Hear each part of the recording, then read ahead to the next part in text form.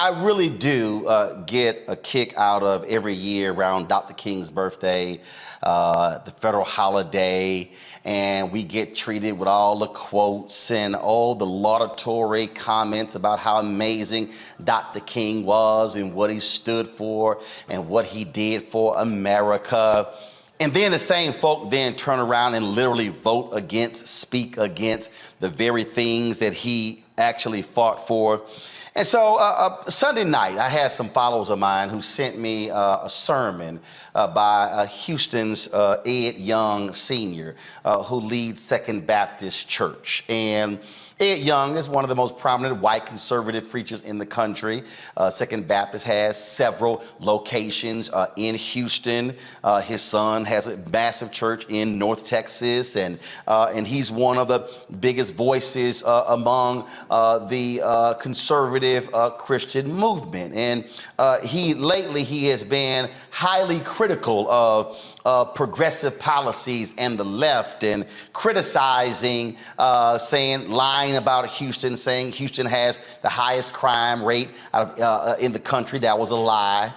Telling folks we should be opposing cash bail. I mean, all kind of BS from the pulpit, constantly lying. He's been checked by Houston Mayor Sylvester Turner on several occasions as well.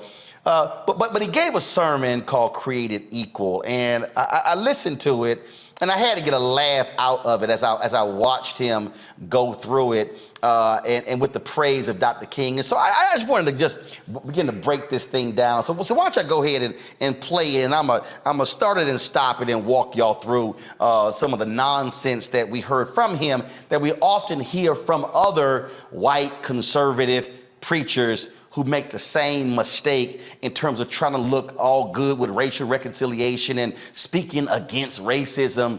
But it's amazing how they ignore a lot of other stuff that happens. But go ahead, let's start it right now. Yesterday, I went back and I looked at 400 years of life in America for the African American who was brought over here as slaves. I sort of knew all that, but I didn't have any concept of the length of the bigotry, the prejudice, get ready to stop it, the inhumane way Americans treated fellow human beings made in the image of God. Because if you know your history, slaves first came over here in 1619, and I do not buy the 1619 phony history. That's not what I'm saying. But they came. Stop right there. Stop right there. Stop right there.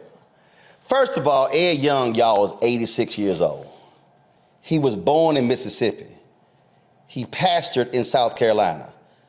How in the hell are you unaware of the treatment of African Americans in the United States?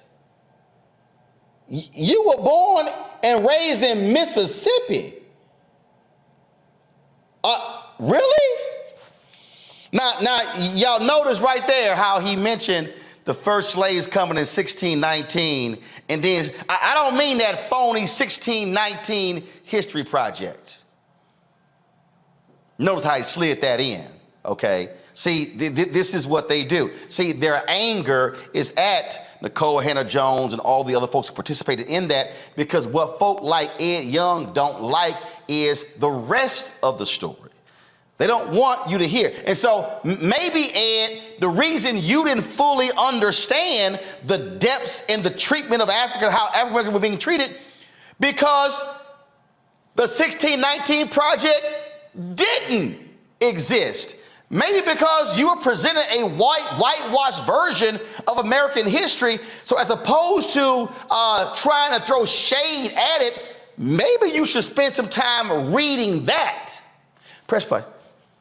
With the settlement of Jamestown, the Massachusetts Bay Company, and they came primarily for profit and for gold. A little later, we know about Plymouth Rock, when pilgrims came because they loved Jesus and they wanted to worship freely and independently in a new land. So a totally different ballgame. But in Jamestown, the secular invasion of our country, they brought with them slaves, first slavery in our history. And then we know from that moment, listen, roughly 250 years. Just hold on to that number. 250 years we treated fellow human beings made in the image of God as if they were animals, and sometimes worse than we treat our own animals. Oh, I gotta put a pause there, Ed, because yes, slavery lasted about 243 years. You throw in the Civil War, then you got the Reconstruction period. But you might want to add on another 100 years, Ed. Great Compromise of 1866, the election of 1876 leads to the Great Compromise of 1877, which leads to 92 years of Jim Crow. Black folks in Jim Crow were treated like animals, were treated as less than human beings. Lynchings that took place in your home state of Mississippi, in South Carolina, where you were a pastor, in Alabama, in Tennessee, in Arkansas, and Texas, and on and on and on. So I'm trying to understand why you're only limiting this treatment of African Americans to that period of slavery when that treatment existed beyond slavery when it was over, or as Douglas Blackman called it, slavery without, first of all, it was slavery without shackles. Slavery continued, just weren't in shackles. Press play. That's the truth. The Constitution was written by wealthy men, intelligent men, supposedly God-fearing men, but 8 out of the first. Constitution was not written by wealthy men. It was written by wealthy white men. That distinction is kind of important to the conversation. Press play. First 12 presidents of the United States were slave owners. They were slave owners. Now you can build all kind of little anonymous, how people treat their slaves like family and all that, but it is brutality and is evil any way you look at it. And now we see Dr. King came. Stop. I'm sorry.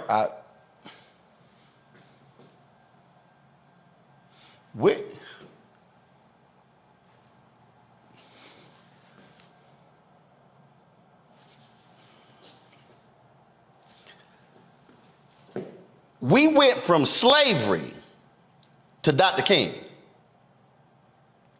Damn near 100 years. Dr. King does not come onto the national consciousness until the Montgomery bus boycott in 1955. He literally went from the end of slavery to Dr. King. How you skip 90 years? How do you skip Frederick Douglass? How do you skip Martin Delany? How do you skip Booker T. Washington, W.B. Du Bois, A. Philip Randolph, Ida B. Wells Barnett? How do you skip 90 years of black struggle for freedom and you just go, ooh, then we got Dr. King? Press play.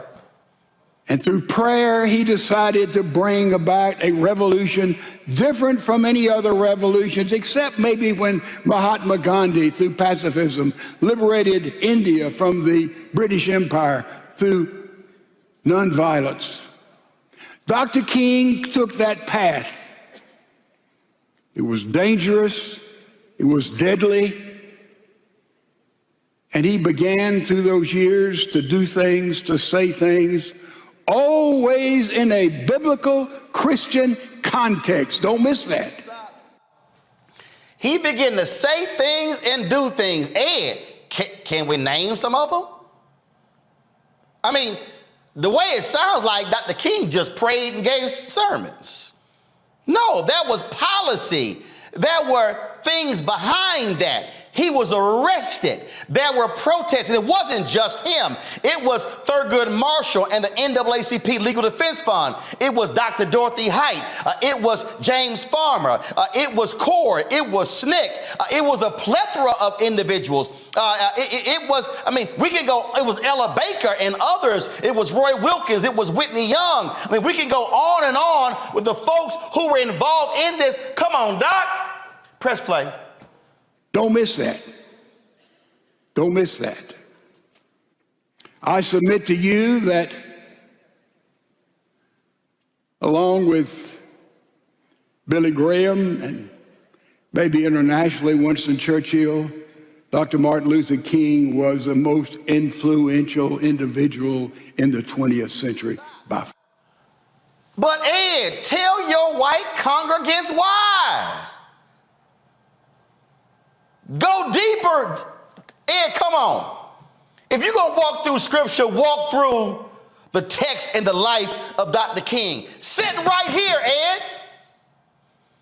7 volumes of Dr. King's writings. The papers of Martin Luther King Jr. from Stanford University, Claiborne Carson, and others. 7 volumes. And not even all of his papers. The books he read. Doc, you got to go a little bit deeper than that, player. Go ahead, press play.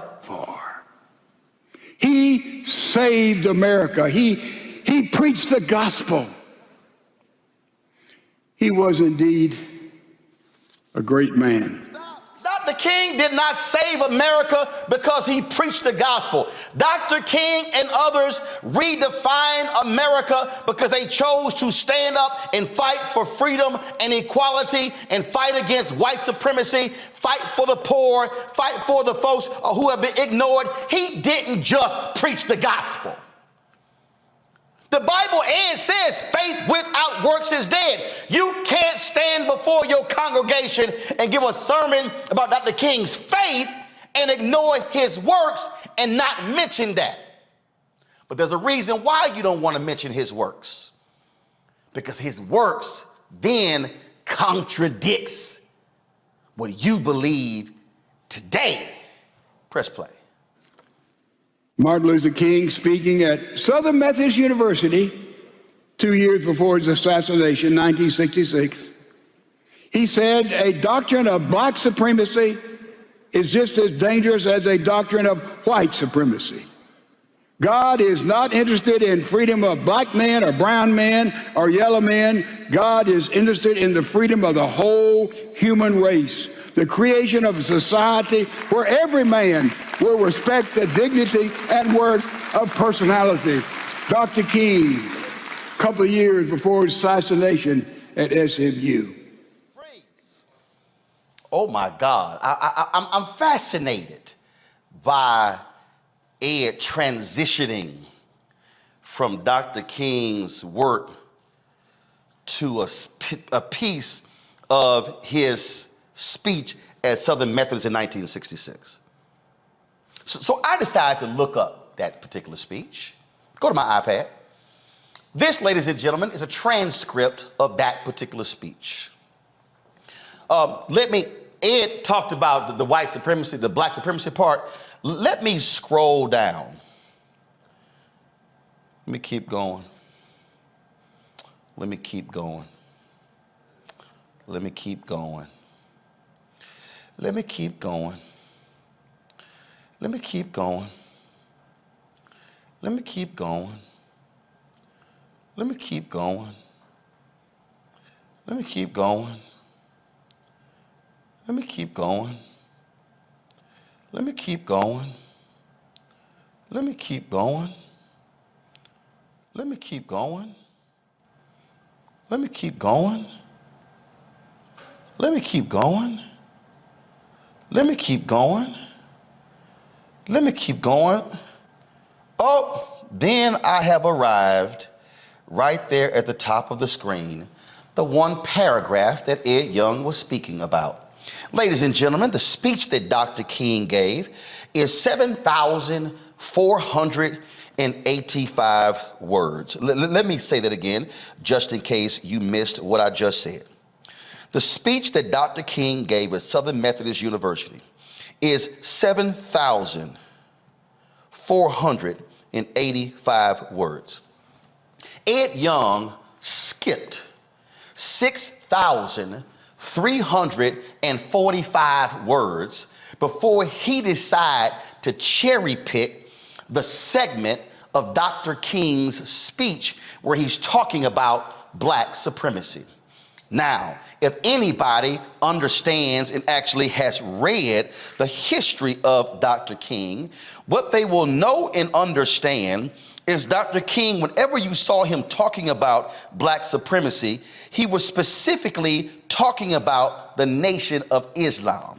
He was talking about, here's his book, Where We Go From Here, Chaos or Community. In this particular book, where he talked about there are 4 institutions that are primed to liberate black America, he lists the Negro Church, the Negro Press, Negro fraternities and sororities, Negro professional and business organizations. And then he talks about the Nation of Islam, and he says, while he praises them for the work that they have done to clean up black men and to be moral and upstanding, he disagrees with them about black supremacy.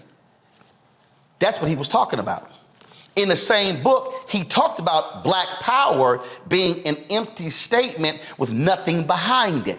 That's what King talked about. You can hear numerous speeches with him doing so. But there's a reason why Ed mentioned, why he just cherry picks that part of King's speech at SMU for this. So I submit to you that we're proud to be American. I'm proud to be American, but we can't overlook this disastrous history. At the same time, all important, the color of your faith says all of those in the woke agenda. What does that mean?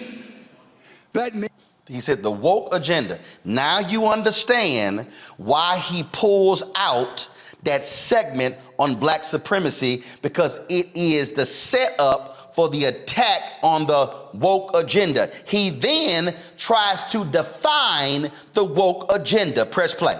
Means, according to those in the left part of our United States, that if you were born black or some other color, that defines who you are, and you are, listen to me carefully, automatically a racist by being white.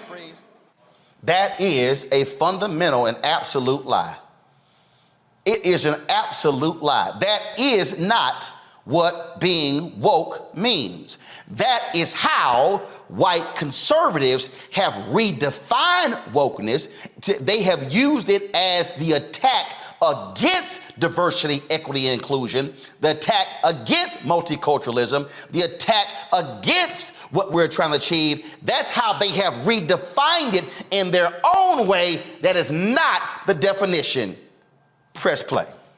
It doesn't matter what you've done, what you believe, where you've been. You are a racist by virtue of your birth. And more than that, and this is hard to believe, there's not a thing in the world you can ever do to repent and to convince anybody anywhere because you're white that you're not a racist. We all know that's a flat out lie. We've had Jane Elliott on this show. We've had Tim Wise on this show. We've had others on this show. We know that there are white brothers and sisters who are involved in the fight for equality. That is simply not true. We know for a fact James Reed was beaten to death. A pastor from Boston was beaten there in Selma, standing up for voting rights. We know white woman Viola Liuzzo from Michigan had her head blown off coming back from Montgomery back to Selma. We know, again, that other white folks who were killed during the civil rights movement, and we know folk today who are involved in protests, who are on the front lines, who are not black. Sorry, Ed, you simply are wrong, and that's a flat out lie. But when you have your own definition of wokeness, now we understand why you were utterly confused. Hit play. There's no redemption. You can be anti-racist, but you'll never reach the goal until you're still categorized like that. A leader of Black Lives Matter said, a matter of public record, anyone who waves an American flag by definition, whomever you are, you're a racist. Now, it's amazing how you could go to find Dr. King's speech and go down 6,000 plus words and pluck out a paragraph, but you can't name who this so-called Black Lives Matter leader is. Do you have a name, Ed? Are they actually a Black Lives Matter leader? Who? Are they a local person? Are they a national leader? Who really is the person you're quoting, Ed, so we can have the context? Oh, you just say a Black Lives Matter leader, it's a matter of public record. Nice try. We ain't falling for the banana in the tailpipe. Press play. Everything is tragically defined by racism. How different that is from Dr. Martin Luther King's understanding of the racial challenges we had in America then, and we progressed a great deal. We still have some ways to go, but how far that we have come. You see, he would tell us, as we know, the color of your face doesn't determine your character and who you are, and really you'll discover doesn't say much about you and me. Did you know that all of our physical assets, ears, nose, mouth, body, make up 0.012 of who we are? Is that any big deal about you or about me? That color is all important of your skin? Huh. Did he just? So Dr. King didn't understand color? Dr. King didn't have an appreciation of blackness? Really, Ed? I recall Dr. King talking about black is beautiful. Press play. Dr. King. Go to Korea. I come Play here King. tonight and plead with you. Believe in yourself and believe that you're somebody. As I said to the group last night, nobody else can do this for us. No document can do this for us. No Lincolnian Emancipation Proclamation can do this for us. No Kennisonian or Johnsonian Civil Rights Bill can do this for us. If the Negro is to be free, he must move down into the inner resources of his own soul and sign with a pen and ink of self-assertive manhood his own Emancipation Proclamation.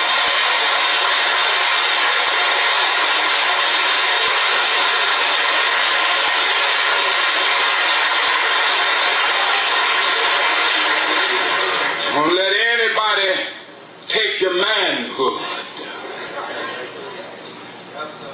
Be proud of our heritage. As somebody said earlier tonight, we don't have anything to be ashamed of. Somebody told a lie one day. They couched it in language. They made everything black, ugly, and evil. Look in your dictionary and see the synonyms of the word black. There's always something degrading and low and sinister. Look at the word white. It's always something pure, high, and clean.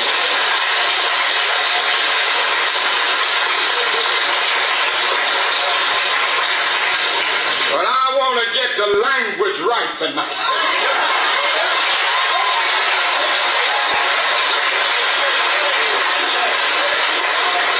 I want to get the language so right that everybody here will cry out, yes, I'm black, I'm proud of it, I'm black and beautiful. What MLK says right there absolutely contradicts Ed Young. But I need you to understand what Young is doing. Young wants to present this sanitized, this civil rights mascot view of King. He wants to strip Dr. King of his radicalness. He wants to take it away, and he wants to be somehow given credit for addressing the issue of race when, no, what you're doing is you are actually ignoring what King's life was actually all about, the issues he actually confronted and dealt with. If y'all watch the rest of this sermon, what you will hear Ed Young continuing and going on, talking about different aspects, talking about how God created one race. Absolutely.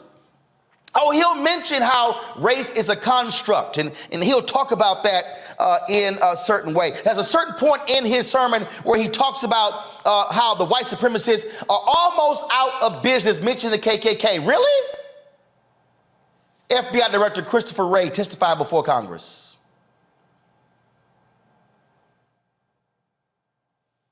Play it. This is the FBI Director talking in the last couple of years. Listen. The HVE threat, the homegrown violent extremist threat, is the new normal, and it's created a new set of challenges, a much greater number of potential threats, each with far fewer dots to connect, and much less time to prevent or disrupt an attack. These folks are largely radicalized online by the global jihadist movement. We're also keeping our eye on domestic terrorism from people who've come up with their own customized belief systems and hope to advance them through violence. We have, through the third quarter of this fiscal year, had about, give or take, 100 arrests in the international terrorism side, which includes the homegrown violent extremism. This year. But we've also had just about the same number, again, don't quote me to the exact digit, on the domestic terrorism side. And I will say that a majority of the domestic terrorism cases that we've investigated are motivated by some version of what you might call white supremacist violence, but it includes other things as well. It's a huge chunk. Now, Ed Young, this idea that somehow we've eliminated that simply flies out the window because it's simply not true. But when you're living in your own safe, protected cocoon, and when you are standing with MAGA folk, you actually believe that utter nonsense when in fact, that's simply not true. Play this part of his sermon. It's not biblical. Let me assure you of that, because without grace, we're totally out of business. So, with that being said, I'm going to do something with great reticence, but I think it needs to be restated. One of the greatest orations, Lincoln's Gettysburg Address, 2 or 3 others, would be Martin Luther King's I Had a Dream speech. There in the Washington Mall, maybe 1 million people present, millions of people heard it around the world. And Martin Luther King dreamed of a certain kind of America. I think we were getting there with not fast enough. 350 years of bigotry by leadership across the board is too much, folks. We can't deny that. We can't run from that. But we were getting there. And we're getting there because a lot of churches, Christians, that's how slavery got eliminated. In England, it was Wilberforce. And here it was Uncle Tom's Cabin. In here it was Henry Ward Beecher, and others who stood against the evil and deadliness of racism. Oh yes, it was through the church when people awakened to see that in the Bible we are one in Jesus Christ, period, Selah. When they began to preach that and see that, that's where racism was eliminated and still being healed. But thank God, there's only one kind of slave we want to be, and that's a slave to the Lord Jesus Christ, where everybody... I got to freeze right there. Ed, do you deny the reality of how the white church continued racism after slavery? How the Southern Baptist Convention, what they did? How, in his own sermon, he actually contradicts it by saying when he passed a church in South Carolina, they had a sign where everybody wasn't welcome. And he said, no, that's not how I'm going to be leading this church. Doc, come on. You can't sit here and talk about how the church was the one that led the end of slavery. No, it was white men like John Brown who stood up against other white pastors who wanted to continue. Come on, Doc. We can't do that. And y'all, so you hear what he does. And so what he does is he continues in here, and then he goes on and he closes his sermon by reciting King's I Have a Dream, the I Have a Dream portion of King's speech. And see, this is the crux of what I'm talking about. See, this is what I'm talking about, the game that these white conservative preachers play in terms of how they love to play around. See, Ed, since you want scripture, Proverbs 12:17 said, a truthful witness gives honest testimony, but a false witness tells lies. Then it says, reckless words pierce like a sword, but the tongue of the wise brings healing. Truthful lips endure forever, but a lying tongue lasts only a moment. There is a deceit in the heart of those who plot evil, but joy for those who promote peace. Ed, you can't stand in front of the people and then recite the I Have a Dream portion of Dr. King's speech, but you ignore completely everything he said before that.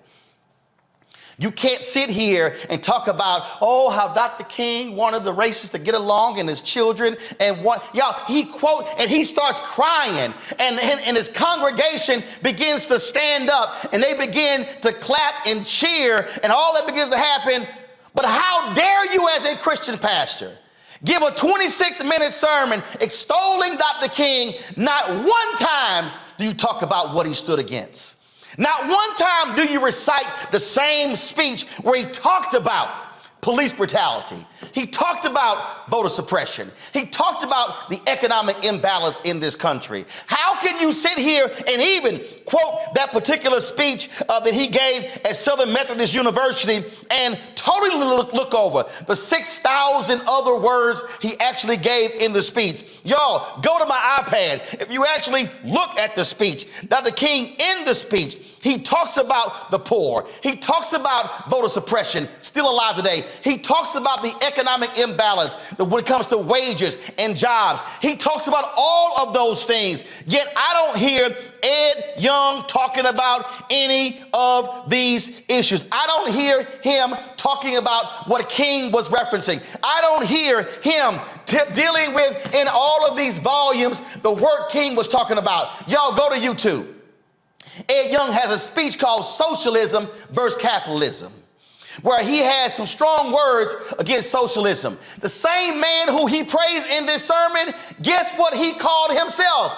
A socialist. This book right here is called The Guaranteed Income. It is by Robert Theobald. This is the book. Reverend Al Sampson, who was one of two pastors personally ordained by Dr. King. This was the economic theory that the King believed in when it came to a guaranteed income. King said he was a socialist. But the same Ed Young has harsh words for socialists, yet he stands before the congregation, strips King of all of that to praise him, to make it sound like, oh, we all together. And if we could just love one another and just stand together. No, Ed, what it requires is for you to put some skin in the game. What it requires for you, Ed, is to not to drive your conservative theories when you at your church hosted Roy Moore Jr. when he was running against Doug Jones in the Alabama Senate. When you stood there and criticized the cash bail situation, blaming that for crime in the country, when you don't want to confront mass incarceration. Where are you, Ed Young, with the Poor People's Campaign and Reverend Dr. William J. Barber fighting for the 140 million poor and low-income folks in the country? You can't stand before the people and praise Dr. King and never mention the poor. You can't stand there and talk about how great and wonderful he was when literally the things that man was fighting for then still exist today. You can't sit here and strip this man of who he was and how he spoke against the reality of how white folks thought. But maybe I just ought to just share just a couple of things, and I'm almost done. And I'm gonna let the panelists comment, and then I'm gonna go to my next guest. But I just want y'all to understand that, this is what King wrote. White Americans left the Negro on the ground and in devastating numbers walked off with the aggressor. It appeared that the white segregationists and the ordinary white citizen had more in common with one another than either had with the Negro. Same MLK. The same MLK, this is what he said. Overwhelmingly, America is still struggling with irresolution and contradiction. It has been sincere and even ardent in welcoming some change, but too quickly apathy and disinterest rise to the surface when the next logical steps are to be taken. Laws are passed in a crisis mood after a Birmingham or a Selma, but no substantial fervor survives the formal signing of legislation. The recording of the law in itself is treated as the reality of the reform. Same MLK, Ed Young. MLK writes, the real cost lies ahead. The stiffening of white resistance is a recognition of that fact. The discount education given Negroes will in the future have to be purchased at full price if quality education is to be realized. Jobs are harder and costlier to create than voting rolls. The eradication of slums housing millions is complex far beyond integrating buses and lunch counters. Same MLK. Same MLK. He then says in here, Negroes have proceeded from a premise that equality means what it says, and they have taken white Americans at their word when they talked of it as an objective. But most whites in America in 1967, including many persons of goodwill, proceed from a premise that equality is a loose expression for improvement. White America is not even psychologically organized to close the gap. Essentially, it seeks only to make it less painful and less obvious, but in most respects to retain it. Most of the abrasions between Negroes and white liberals arise from this fact. Same MLK, Ed Young. Same one. Then he says, whites, it must frankly be said, are not putting in a similar mass effort to re-educate themselves out of their racial ignorance. It is an aspect of their sense of superiority that the white people of America believe they have little to learn. Y'all, that's just in the first 10 pages of the book. I take exception to the sermon because what Ed Young is doing is what white Christians and white Republicans often do. That is, they want to present a sanitized, clean, saccharine, G-rated version of Dr. King minus all of the stuff that he was fighting for in his 39 years. You can't stand before your congregation, Ed Young, and praise Dr. King and how wonderful he was and how he preached the gospel if you never even mention the word poor. You can't stand there in your fine sanctuary and talk about how amazing he was and how he changed America if you're unwilling to commit yourself to the very things that he actually stood for. Because frankly, all you're doing, if you don't, is providing us with empty rhetoric that is meaningless. If Pastor Ed Young Sr. wants to impress me, I dare you to invite Reverend Dr. William J. Barber to your church. I dare you to invite the Poor People's Campaign and repairs of the breach. I dare you, Ed Young, to hold a 1 or 2 day conference on your campus with regards to the real life of Dr. King. I dare you to bring Reverend Bernice King to your church and the King Center and have a real dialogue. I dare you, Ed Young, to invite Reverend William Lawson and Reverend Dr. Ralph West and other pastors in Houston, the other black pastors in Houston, to come in and say how you, Ed Young, are willing to stand with them on the very issues that Dr. King talked about. Don't sit here and cherry pick out of a soul speech he gave at SMU if you're unwilling to address the other stuff he talked about in the very speech. Please, Ed Young, show me where you called out Senator Tommy Tuberville for his racist comments. Please show me where you have chastised Donald Trump, other Republicans, for their racist and xenophobic comments. Please show me where you are willing, at the age of 86, to stand in the same spot and say, I'm willing to lift up the same stuff Dr. King believed in. If not, all you did was give yourself a 26-minute pat on the back, shed some tears at the end, and got you an empty standing ovation from your audience, and they left that church just as uninformed as they were when you started. It's simple as that.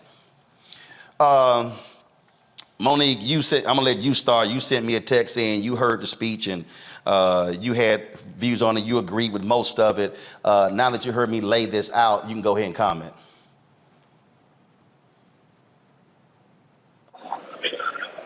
Yeah, I don't know that there's ever been a single topic about which we've disagreed more. I believe, as you said on my show a couple of days ago, that it's the responsibility of white people in leadership to speak and galvanize in their own communities and thereby congregations. And I see someone like a Pastor Ed Young with roughly 85,000 people in his ministry who chose, didn't have to, ain't no special day, not MLK Day or nothing like that, chose the topic of racism and the history of slavery and racism in this country to spend the entirety of his sermon and talked about slavery and the hundreds of years post-slavery and the hideous actions of the founders of this country and of those who led our country for hundreds of years thereafter. He mentioned a part that was not included in what you covered, that he is not opposed to even legislation that promotes equality. He discussed the areas in which he thought personally he had been able to assist, such as going in and leading a church that had been led by racist and white supremacists and needing to reach agreement with leadership and the leadership voting and a little more than half of them agreeing so that he could continue there, but the governor, who was the deacon, being one who did not agree. All of these stories are documented. But to me, the thousands of people in that church that day likely heard more about the plight of Black people in this country from a leader they respect than they had heard in days and days and years and years. He made no mention about plight. They may be looking at. He made no mention about plight. He didn't talk about. Why are you interrupting? No, I'm interrupting because he made no mention of plight. He didn't talk about economics. Okay. He didn't talk about education. Okay. He didn't do present day. Okay. And when he didn't, he simply was a flyover. He spoke at 30,000 feet. Okay. He literally made no specific mention about the condition of African Americans then or now, other than we were treated as animals. He simply did not. Right. Except saying that we've come a long way, but we have further to go. Well, can you say what we might want to be doing?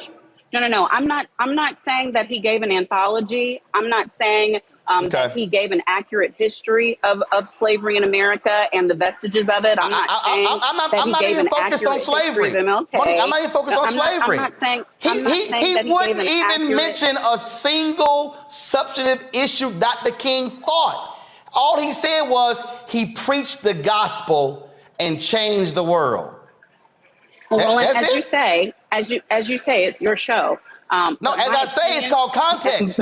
No, but you had 20 minutes. I'm only trying to take 4. Well, actually, I I got you, but okay. First of all, but you've had 3.5, and so okay. But you had 3.5. So I'm gonna go to Robert, then I'm gonna go to Joe. But you did, Robert, go.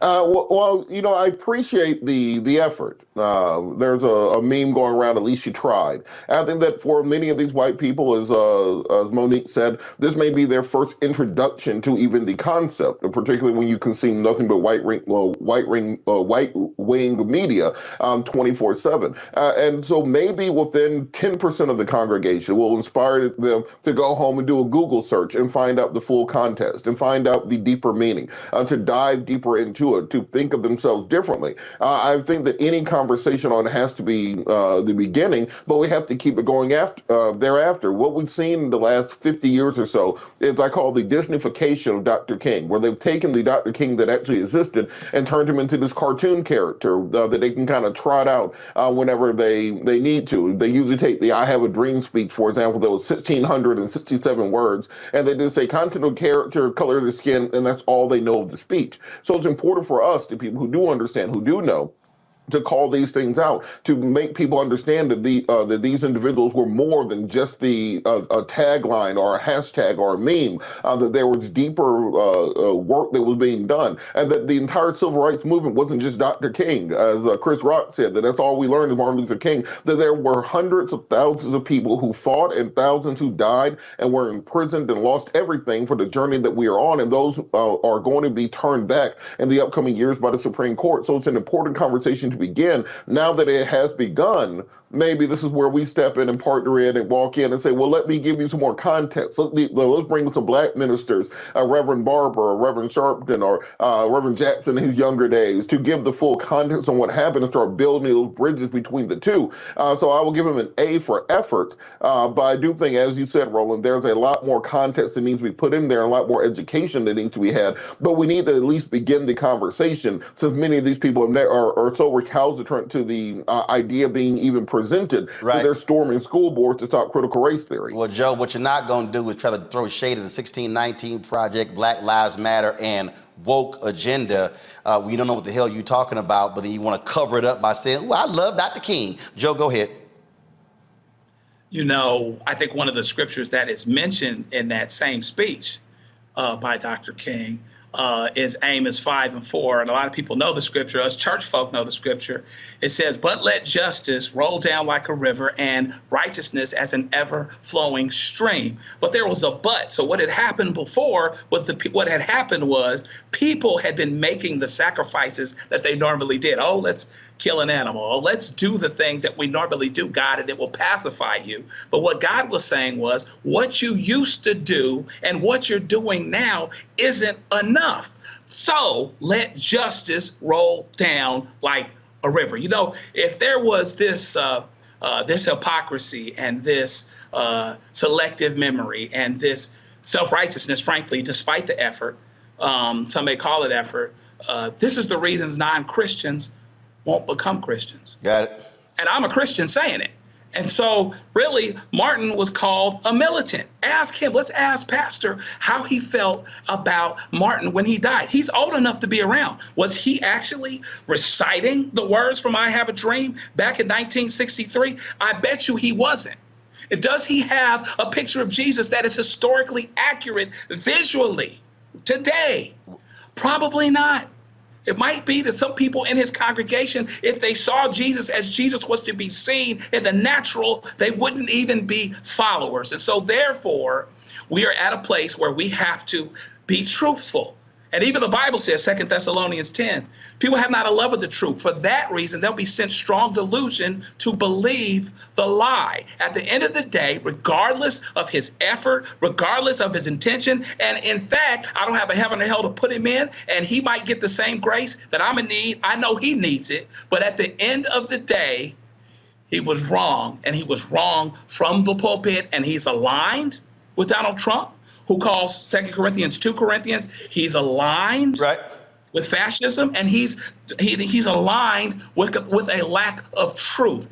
Going to truth will make people uncomfortable. Everybody celebrates Martin as if he lived a long life and they didn't kill him, but they did. Well, and again, all I'm simply saying is if you're going to cherry pick the black supremacy part, don't ignore the other 6,000 plus words of what he laid out. But it's amazing how that's the only part of the speech he referenced. All right, folks, back to our Roland Mark Unfiltered video in just one moment. When you talk about blackness and what happens in black culture, we're about covering these things that matter to us, speaking to our issues and concerns. This is a genuine people-powered movement. There's a lot of stuff that we're not getting. You get it, and you spread the word. We wish to plead our own cause, too long have others spoken for us. We cannot tell our own story if we can't pay for it. This is about covering us. Invest in black-owned media. Your dollars matter.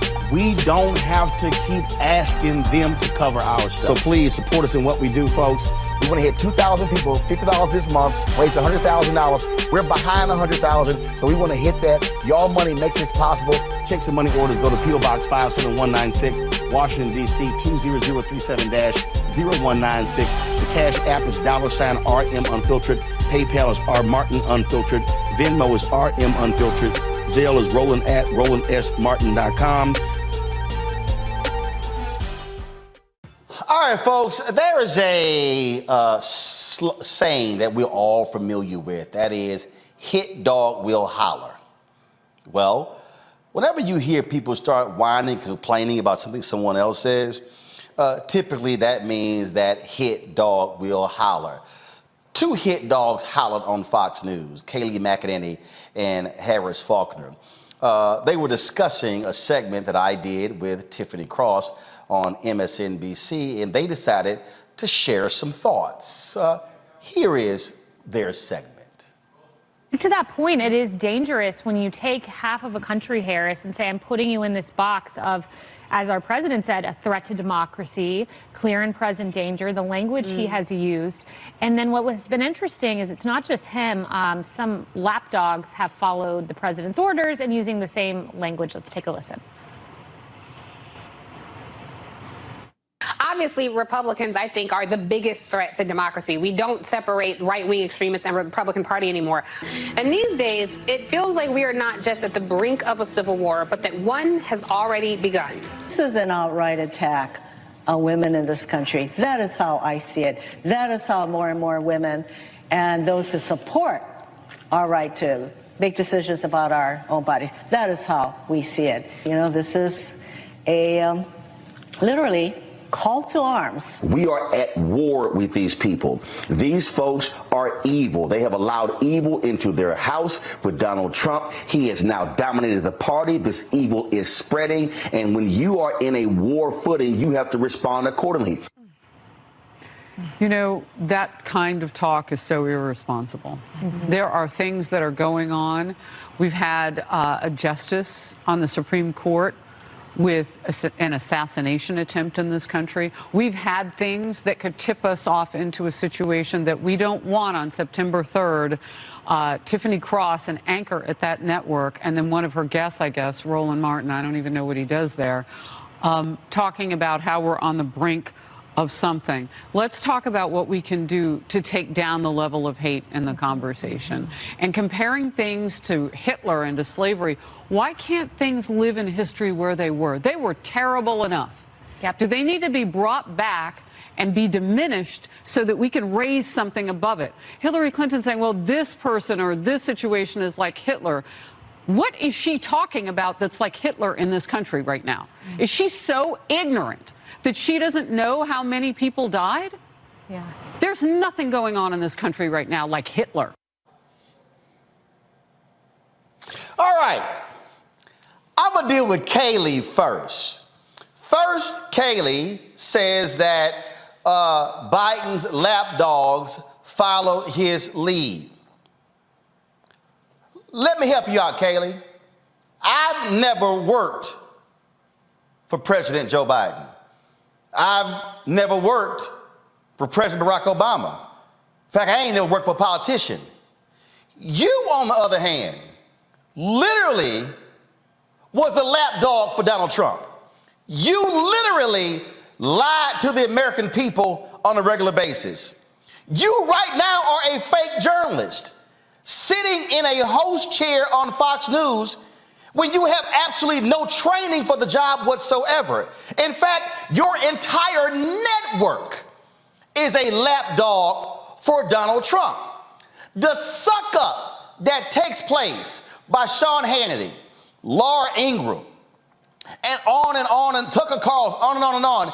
Peter Hegseth, it's unbelievable. There's a reason your network is getting sued by Dominion because of the lies that y'all pushed when it came to the voting election being rigged. There is no greater evidence of a network being lapdogs for Donald Trump. And you know why you're lapdogs for Donald Trump?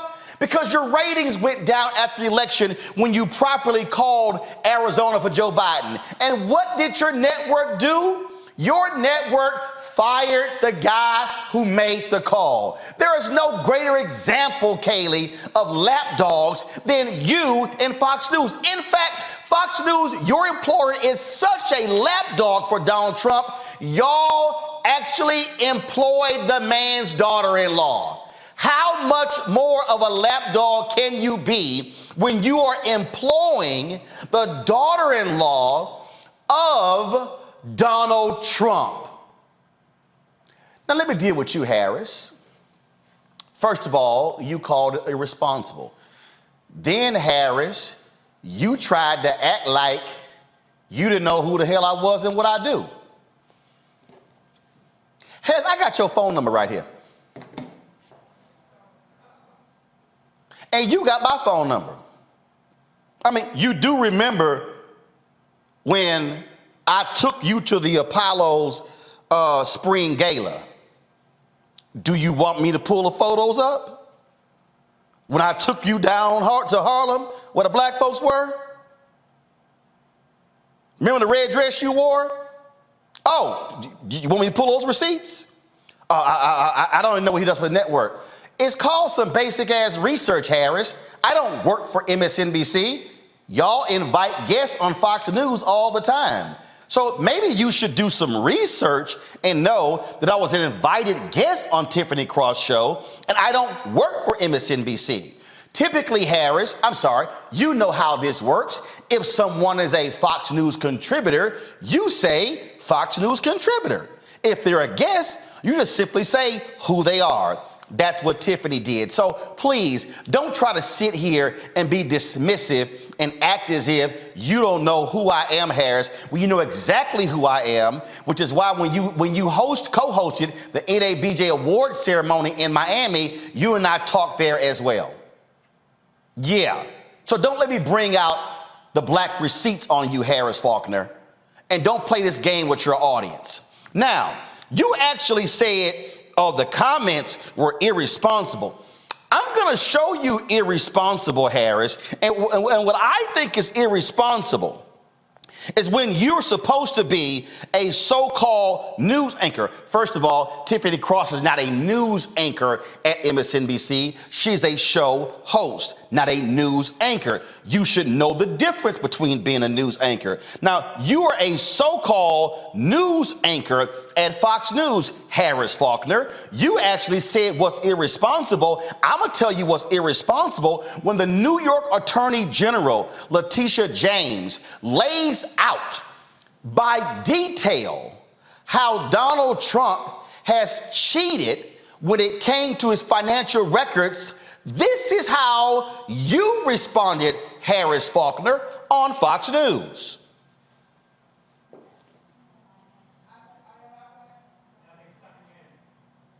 All right, try it now. Okay, hold on. I'm going to reset it. Let me reset it. Here we go. Check this out, y'all. New York State Attorney General has just announced a rather lengthy and detailed layout of the lawsuit that she is putting against Donald Trump, former president. Some of this is really inside baseball unless it's your tax dollars in New York. And some people may even accuse it of being political because we're 48 days away from the midterm elections. And both presidents, the current and the past, are certainly being looked at to help candidates out. So we'll see how this plays out. We're certainly going to cover it, and we'll bring you highlights as they happen. But the big headline in all of this is the lawsuit by the state of New York today, just announced by Letitia James. I'm sorry, Harris, can you please explain to me how in the hell that was inside baseball? I mean, you literally just said inside baseball. How was it inside baseball? And then you say, well, you know, man, it was your tax dollars. I mean, so you're in New York, it really doesn't affect you. That was actually a news story. Harris, that was a perfect example of what it means to be a lapdog when y'all broke away from the news conference and you were unwilling to show the full news conference because you know your boy Donald Trump wasn't going to be happy. But in fact, the real reason, Harris, y'all didn't want to show that full news conference is because your audience did not want to see it. It's the same reason, Harris, that y'all are unwilling to even talk about the January 6th hearings.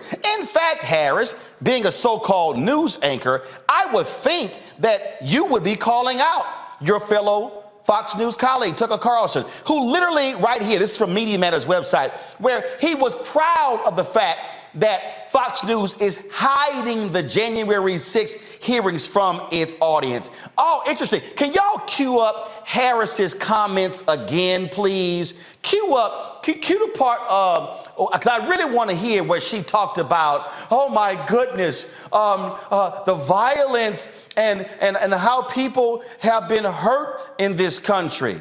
Please, let's hear that again, since Harris is so concerned about political violence in this country when she mentioned someone who was arrested for trying to kill a Supreme Court justice. You know, that kind of talk is so irresponsible. There are things that are going on. We've had Find me some justice January on the Supreme 6th Court video with an assassination attempt in this country. We've had things that could tip us off into a situation that we don't want on September 3rd. Tiffany Cross, an anchor at that network, and then one of her guests, I guess, Roland Martin, I don't even know what he does there, talking about how we're on the brink of something. Let's talk about what we can do to take down the level of hate in the conversation. And comparing things to Hitler. You want to take down the level of hate in this country? Well, hell, Harris, why don't you call out your own network? Your own colleague is proud of the lack of coverage on January 6th. Oh, Harris, shall I remind you of what happened on January 6th? Shall I remind you of the political violence? Shall I remind you of the police officers who were beaten on that particular day?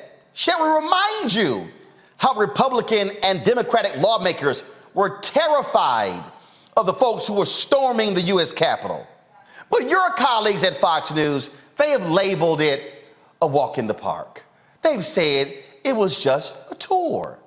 That's how they've labeled it.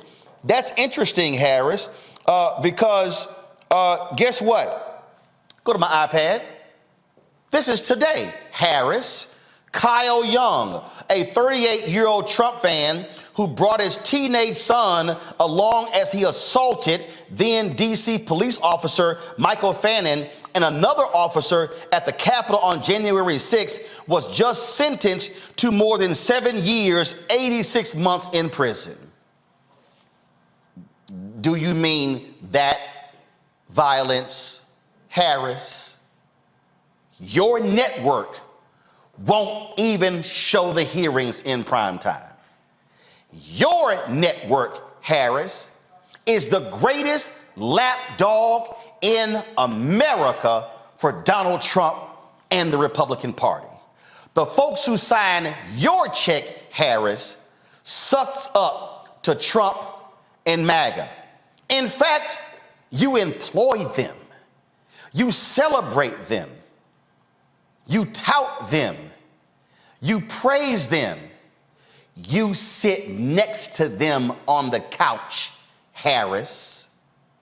And so if you want to actually have a discussion, Harris, you got my cell phone number, because I damn sure got yours.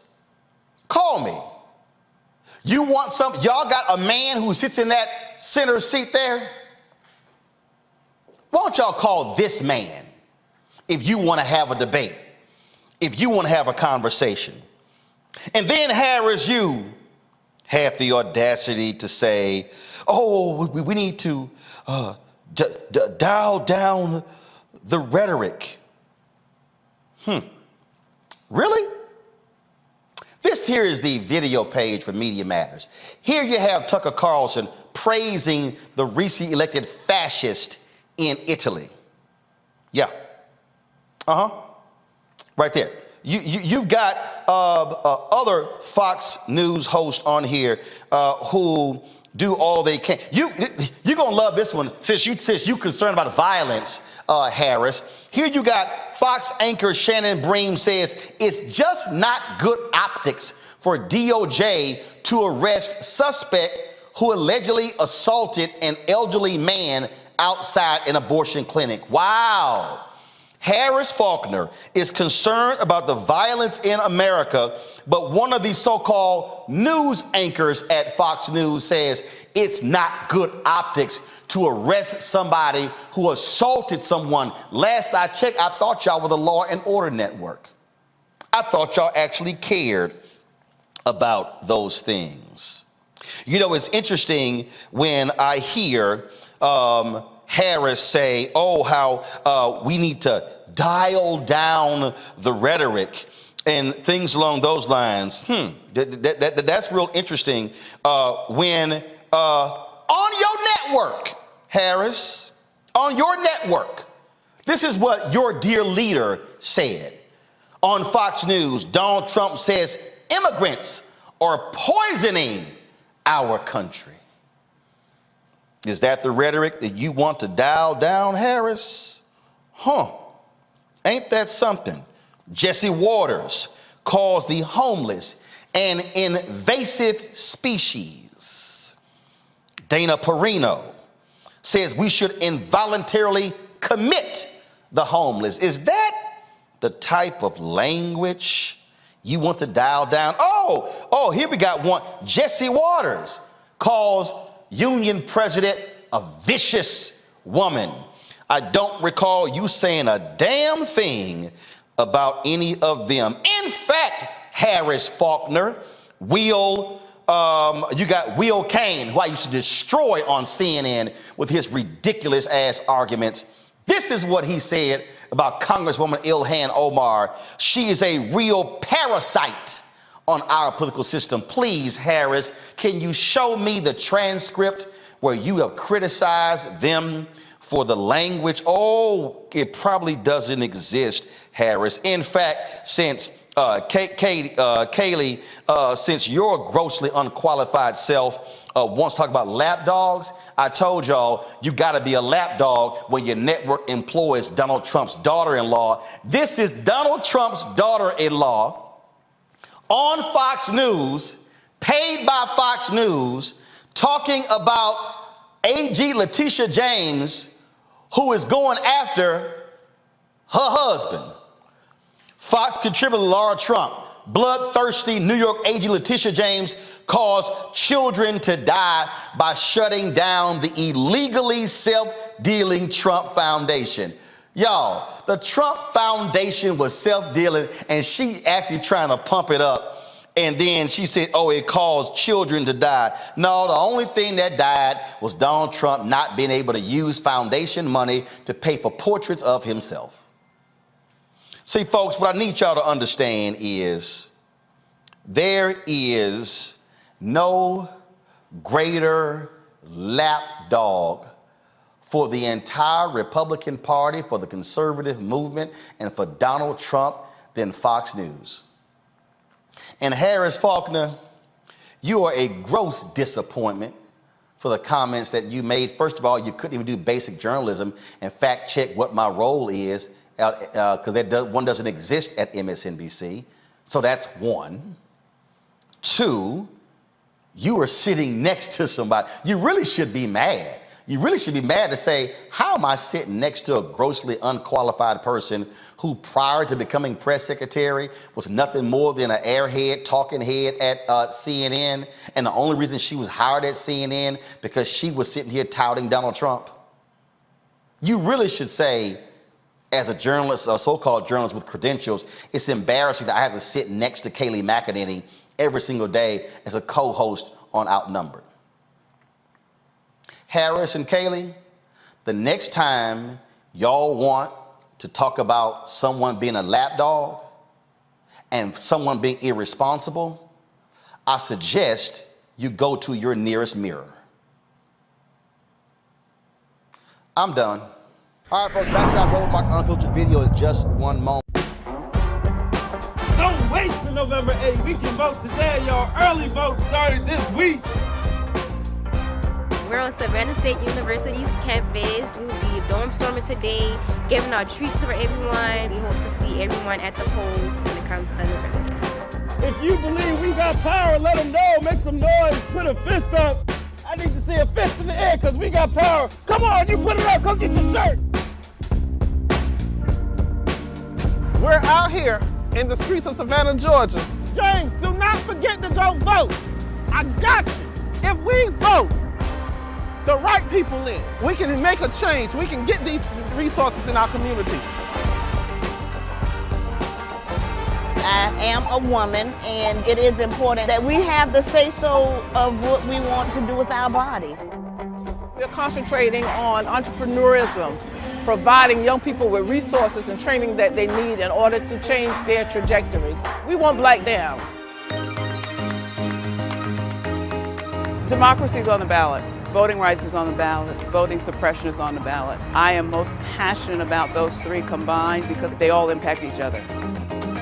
Savannah is my home. I care about my community, and I care about representation in my community.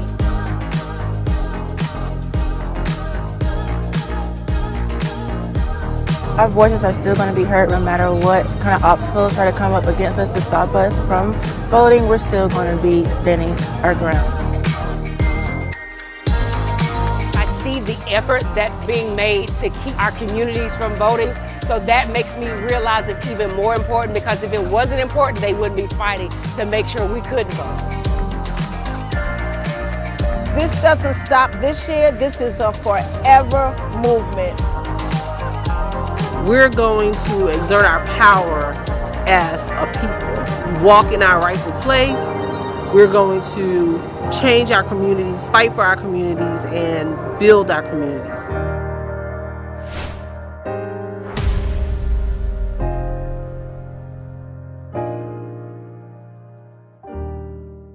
All right, Halle Bailey stars in Disney's new movie, Little Mermaid. And you've seen these videos of young Black girls just awesome. Oh, my, seeing this sister as a Little Mermaid. But there's a lot of other people who are not happy. On the YouTube channel with the trailer for the movie, there were 1.5 million thumbs down dislikes. Well, they disabled it, folks. They disabled it, took the comments down and everything. We have seen this. Look at this, 8.1 million views. We've seen all this conversation back and forth. But it's not just Little Mermaid. What's that new show on HBO? One of them Thrones shows, House of Dragons. I don't watch it. And so, Lord, there's some white folks up in arms because, Lord, there's some Black characters. And they complain about how you're getting away from what the book was about. I mean, and the crazy thing is, y'all, we're talking fiction. We're talking what's made up and make believe. Well, Jane Elliott has been doing this work for years. She started this the day after Dr. King was assassinated, April 4th, 1968, and she's been going hard ever since. She joins us right now. And Jane, I know, when we have a promo for my book, White Fear, And you're quoting there and you were saying, look, this nation is getting more racist. The bottom line is these people, I fundamentally believe Trump has unleashed these folks. They are just angry and upset. And this is why I wrote my book. I said how the browning of America is making white folks lose their minds. They cannot handle the fact that now you're seeing black folks and Latinos and Asian folks just showing up. It's no longer is white is right, everybody else step back. For the last 400 years, we have misrepresented or underrepresented or not represented people who are other than white. And now people who are white are complaining because there is one fairy tale that talks about, that has a black, not black, a dark brown female as the heroine. Why is that such a big deal? I know what's a big deal. White folks are scared to death. They know that within 30 years, white people, as they call themselves, will have lost their numerical majority in the United States of America. And they're scared to death that people of color are going to want to treat us the way we have treated them.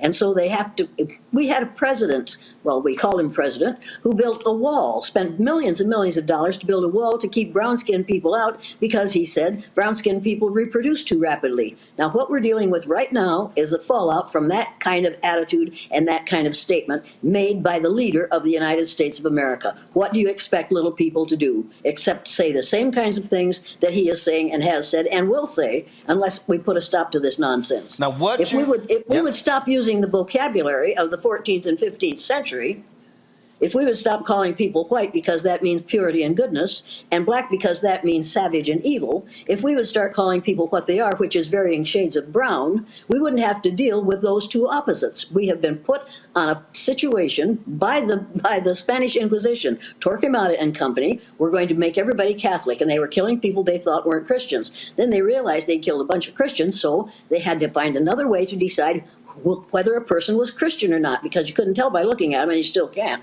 But anyway, so he decided they would use skin color. So the lighter skinned people were called white, which is the color of goodness and purity, and the darker skinned people were called black, which is the color of savagery and evil. We have been doing that for another 400, that's only 450 years ago, approximately.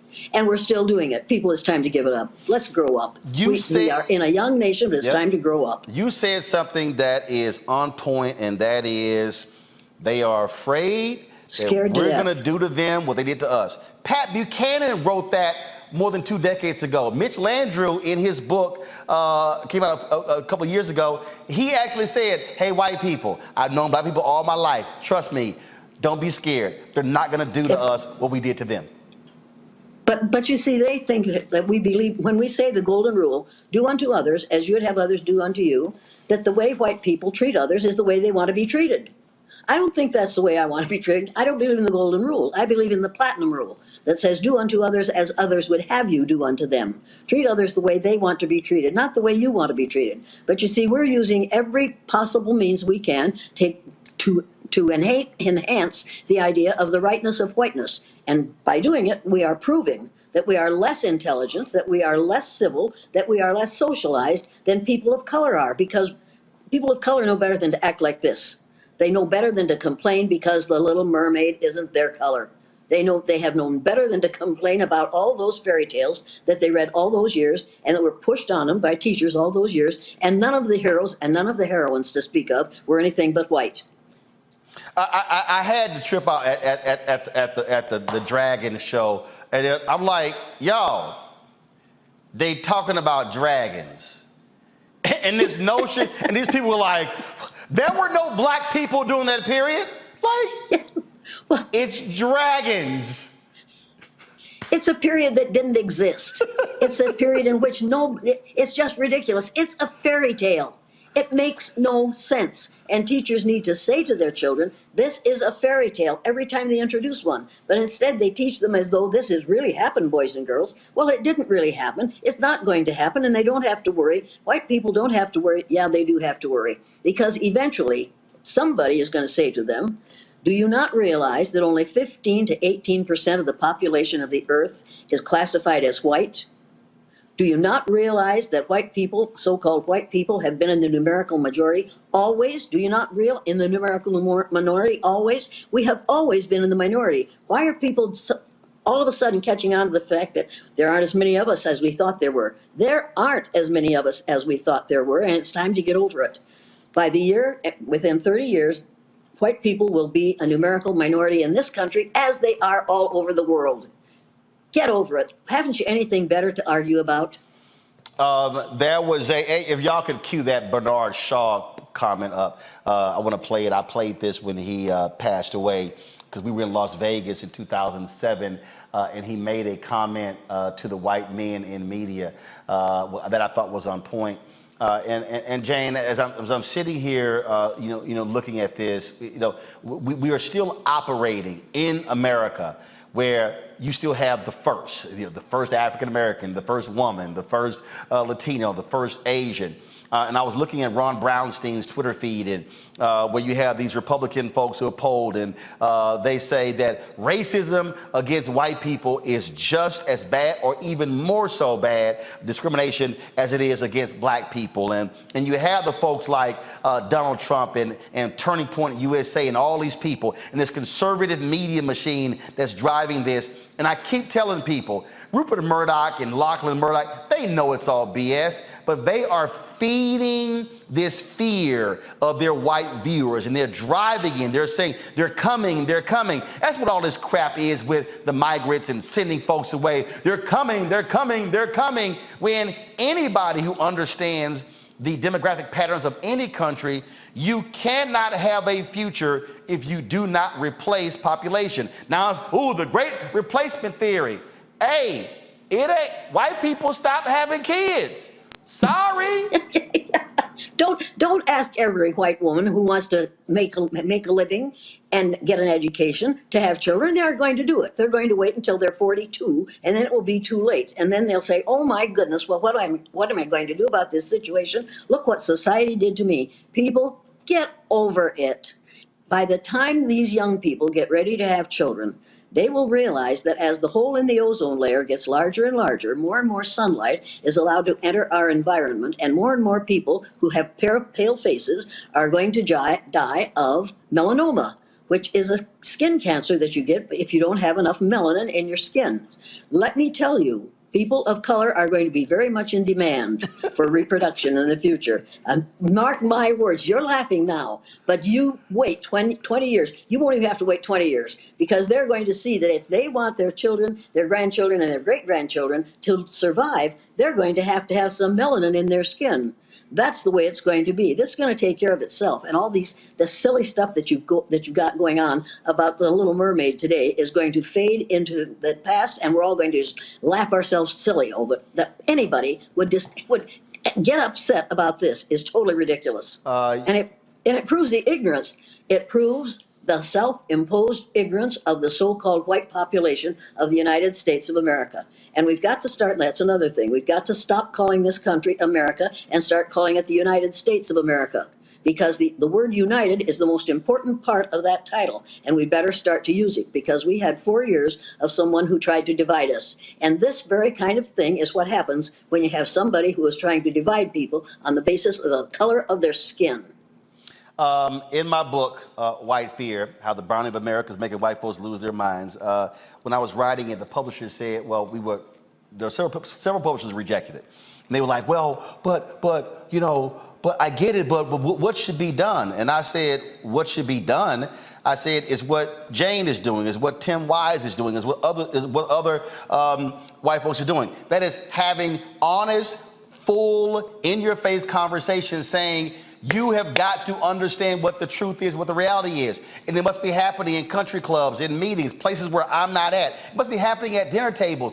And so, and I love those videos that took place in 2020 of these kids basically cussing out their parents who were voting for Trump. And these young white kids, they were like, Mom and Dad, you know what the hell you're talking about? Yeah. Because they were challenging them. What they were saying is, you're not going to pass this on to me. Linda Tirado is a journalist, and she talked about the racism of her parents. And she was talking about the ring around the tub, and her daughter was taking a bath or something. And then she was basically saying, we're white. We don't leave a ring around our tub. That's just those dirty black kids. And Linda, she tweeted this. Linda said, I will not allow my child to go visit with my parents because my child is not going to learn their racism. That's what has to, I say, y'all, this ain't for black folks to solve. This is where white folks gonna challenge each other and say, no, you're not gonna make those comments in front of me and have a belief. We must be a constant of challenging of this nonsense, Jane. Well, we've all learned to be racist. Anything you learn, you can unlearn. It's time to unlearn our racism. And it's also time to put, not the thing that everybody is talking about now, CRT. For me, CRT means curriculum respecting truth. Now, who could argue with curriculum that respects the truth? When we start really telling the truth, it will change the way children feel about one another and the way teachers feel about the children who come to them as students. Panelists, let's see. I'm going to start with the educator first. I'm a Congo. You get the first question for Jane Elliott. Wow, it's truly an honor to talk to you, Ms. Elliott, for all of just the work that you've done and inspiring so many of us who do this work in diversity education. I just really want to thank you. The question that I have for you is, could you speak a little bit to the reverse aspect of this? Because I hear people talking about a black person playing a Little Mermaid, but they've had nothing to say about the over 100 white characters throughout history, actors who have played non-white people like Othello and Genghis Khan and Cleopatra. Could you speak a little bit to that hypocrisy? That hypocrisy is what put us where we are today. We're absolutely determined as palefaces not to admit the truth and not to see the truth. And when you walk into a room, or as happened with me, I was giving a speech at a college at the university in Texas. In the middle of my remarks, some teacher stood up and said, I just look for the person's heart. We deliberately teach people to ignore the largest organ on a person's body, inch by inch, which is their skin, in order to think we have to get along with them. This is so ridiculous that we are going to pretend that the Little Mermaid couldn't possibly have been anything but white. And first, it's a fairy tale, but the first modern human beings that evolved on this earth were not white. Whites came last, and we are going to go first. Make no mistake about this. Long after we so-called white people have died of melanoma or some other problem because of the lack of melanin in our skin, all these people of color will still be there, and they'll still be productive, and they'll still be creative, and they'll still be doing wonderful things, just like they were when they managed to populate every landmass on the face of the earth. People of color from countries in Africa at the equator originally populated every landmass on the face of the earth. Why are we afraid to admit that, and why aren't we teaching that? Why aren't we teaching that this continent, what we call the United States of America, this continent, was discovered by people of color between 20,000 and 10,000 years before Columbus was a gleam in his father's eye. It's time for us to stop teaching the lie and start teaching the truth. It will make everything easier for everyone. Did I answer your question? Yes, you did. Representative Shannon. Okay. Yeah, I just want to say thank you so much, Jane, for your work. I worked as a diversity trainer for years, and a lot of the training that we used was based off of previous videos you've done. So I know you've been doing this for a long time. This whole controversy is completely ridiculous. That is some of the best singing that you've ever heard in any Little Mermaid movie. And the only thing that I'm mad about is that they showed the trailer now, and we have to wait until the middle of next year to actually see the movie. That's the only crime that I see. But here's my question for you.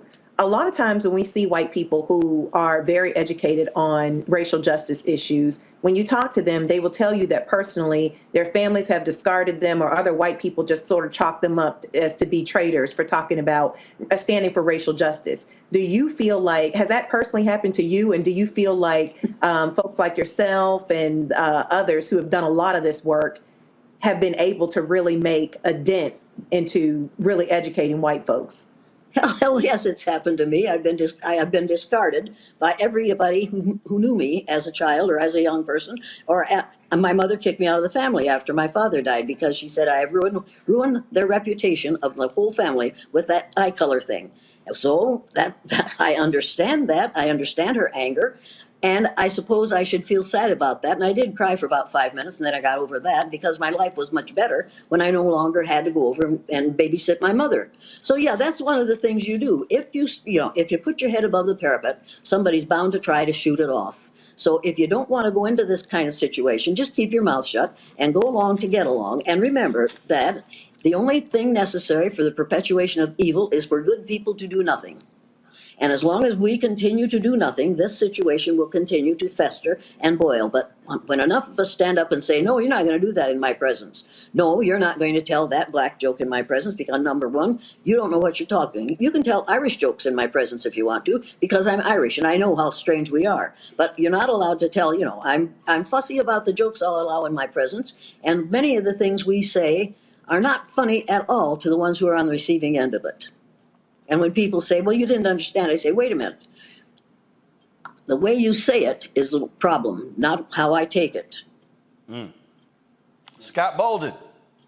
Hi, Professor. I'm not only a big fan, I just love you for what you've done and what you stand for. I think the greatest example of white America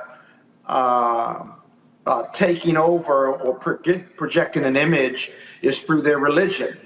That Jesus was blue-eyed and blonde-haired, when the Bible says that the region he was born in, Palestine, or what we believe to be the Middle East now, that he was of matted hair and olive skin, and it made sense. I'd love to get your comment on that. And then secondly, if all of this is true, if none of us are born with a racism gene, we're taught environmentally, right, then why is it so hard? Why can't we get a national dialogue on race going where you have those fearless conversations? Roland talks about his book and, table conversations with family and friends, but leadership mandates more than that, doesn't it? That we have this national dialogue. Clinton and Obama just could not get it going and were criticized for it. But I'd love to hear your thoughts on those two issues. Well, I don't remember what the two issues were, but I'll tell you how I think about this. Well, one was Jesus women of and color, Christianity. women of color can solve this problem. Women of color can solve this problem. They know what the problem is, and they know how it has to be solved. And they're going to come forward and they're going to take care of it. We aren't going to have a choice as to whether we have a dialogue about this from now on. We're going to have to start telling the truth because the very survival of this nation depends on our being able to take advantage of all the brilliance that is in those minds of people of color, which we have denied. If your children and your grandchildren, your great-grandchildren haven't read the book Nile Valley Contributions to Civilization, have you read it? I have not, ma'am, but I will. Get that book and read it this week, and then show it to every one of the younger people that you deal with, because we have denied and we have refused to acknowledge and recognize and take advantage of all the brilliance that is in the kind of people who discovered this continent and every other continent on the face of the earth. It's time to start talking about this honestly, but when you try to talk to most white people about racism, the first thing they'll say is, I don't see color. Now, it's time for people to stop, refuse. Have you had that said to you recently? I don't see color, right? Oh, I've heard it many times. I work in big corporate law. Yes, ma'am. Oh yeah, and every time some fool, melanemic woman says that to me, I say, I knew that you didn't see color, because if you saw color, you wouldn't have your hair that color. So I guess you really don't see color. And then she gets all upset and angry and says, you don't know what I'm talking about. I said, oh yeah, I know exactly what you're talking about. You don't want to relate to a person unless their skin is the color that you approve of. Madam, there are no white people on this earth. If you want to read about what happens to white people, Google Tanzania. And in Tanzania, there is a large group of albinos. And you'll find out how ugly it is. Yes, have you Googled Tanzania? Do you know about Tanzania and how albinism is treated there? Because if you don't, you really ought to take a look at that. It will change your attitude where color is concerned in a hurry. People, we are all shades of brown. Get the National Geographic magazine for April of 2018 and read it. Everybody should do that, because it's a short, simple description of what's going on in this country, what color is, where it came from, and how very, very valuable melanin is. This was I was in the room when this happened.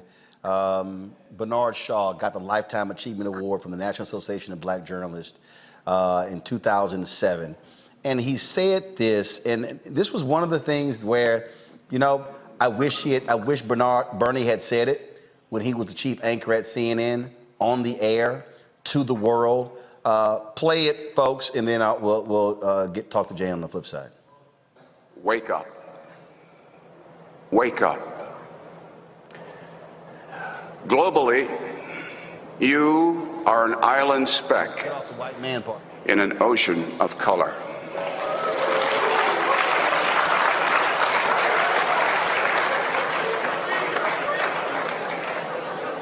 The reins of power will weaken, and so will your grip, if you do not faithfully and fulsomely support our nation's greatest strength, diversity.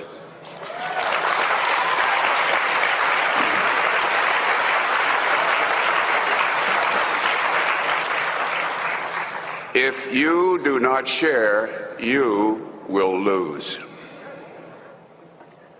Diversity. Diversity is not racial, ethnic, or gender encroachment. Diversity is our national survival. To you caught in the middle, stay vigilant. You must stay strong. You must carry on. If not you, who? To you, starting careers, embrace risk. Mold change, making it work for you. Better to walk the plank. So Jane, I wanted to, what he laid at, he was specifically talking to white men. And I remember the faces in the room, they were kind of like, oh my God, did he go there? That was 2007, 15 years ago when he said that. And when we look today, when we look at the numbers, we look at who still is in control. There's been some change. Sure, a black woman is president of MSNBC. Sure, a black woman is president of ABC News. But the reality is when we talk about who controls the images, newspapers and digital and movies and television, it is still white men. And that's why this battle continues. And what he said there, you got to stay vigilant and keep fighting. Thing that you've been doing, what I've done, what others have done, because that's the only way it changes. We cannot give up. But what we're saying is white men. These are not white men. These are pale, stale males who will be boys all their lives until somebody teaches them the truth about who they are, what they are, and where we all came from. The first modern human being on this earth was undoubtedly a person of color, and we've got to get over the idea of more than one race. There's only one race on the face of the earth. Until we give up the idea of several different races, that's how long we're going to have this problem. These aren't racial problems. These are problems of ignorance. You can't change the color of your skin, but you can change the ignorance of your mind, and we could do that. And education could do that. Education should have done that by now, but instead we are still teaching the same old nonsense. It's time to start teaching the truth. The young man who's writing a book on you called me and he interviewed me, and he said, Roland, are you surprised that there are not more Jane Elliott's? And I said, no, it's not surprising. I said, because it takes a level of courage to say what needs to be said. And I've said there should be 10,000, 100,000, 1 million Jane Elliott's and Tim Wises and others. I said, because that is what it's going to take. I said, because you have to confront it head on. That eye test, again, when people they play those videos, they still go around when you said, how many of y'all in this room would trade places with a black person? And nobody says anything because they know. What did Chris Rock say? Ain't a white man in America want to trade places with me and I'm rich. Because they know what that history has been. But you see, there's more than 10,000 Jane Elliott's. There are a whole lot more black women than that. And every woman of color has forgotten more since breakfast than I will ever learn about racism. They have the answer because they know the problem. They know how it feels to be right on the receiving end of it, and they do not want to cause that that feeling in anyone else. If you haven't had that experience, you don't realize how damaging it is. They have had that experience, and they're going to be the ones who lead us out of this mess. Make no mistake about that. They are going to be the ones who lead us out of this mess. Jane, it's always a pleasure. I appreciate you speaking truth. Thank you for always taking our call. I tell people all the time, one of the flat out best panels I ever did was you and I hanging at University of Michigan. We could have went on and on and on. I felt sorry for the moderator because she was trying to ask questions. I'm like, just let us do what we do. We'll listen to you later. We have more to talk about than you.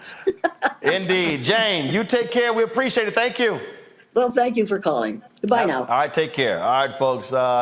Jade Elliott there. Fascinating conversation. All right, folks, back to that Roland Mark Unfiltered video in just one moment. Hatred on the streets, a horrific scene, a white nationalist rally that descended into deadly violence. White people are losing their damn minds. As an angry pro-Trump mob storms the U.S. Capitol, we've seen shooting.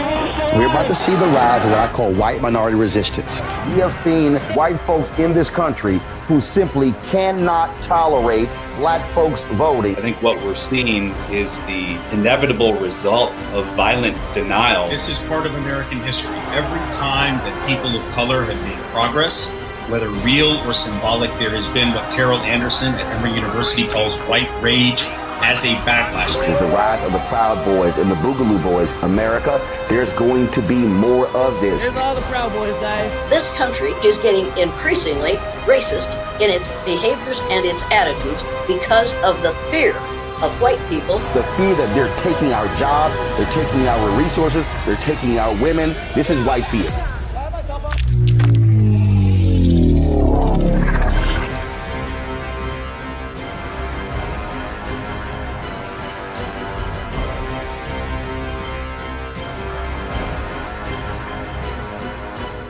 All right, folks, in Savannah, Georgia, a black alderwoman accuses a white city council alderman of calling her a ghetto black bitch on video. There was an altercation that took place after a recent city council meeting, and it was captured by body cam footage from a police officer. Watch this. She treats employees like shit all the time. I'll be happy when she's gone.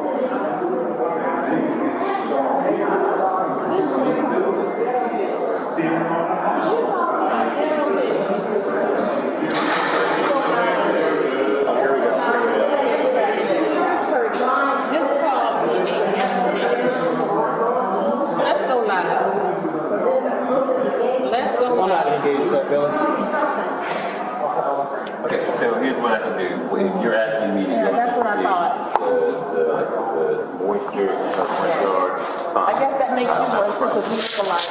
But I'm telling you, Yeah. Ask him. If I could sell that house. Ask him. Ask him. Did you get that on your body cam? Him calling you a ghetto bitch? Did you get that? Yeah. He called me a ghetto bitch. Yes. One of y'all got it on your body cams. I'm sure you do.